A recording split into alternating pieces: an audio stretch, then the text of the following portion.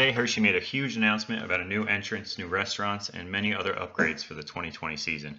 We're going to focus on the coaster and the layout as best we can. So in this shot, we can see the layout best with the ride going out towards the old golf course and back.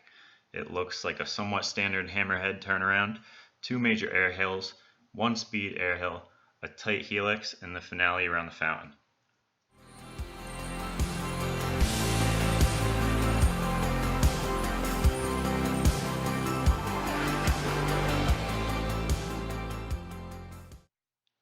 We can also look at the plans submitted by Hersheypark that show a general idea of what space the layout will take up.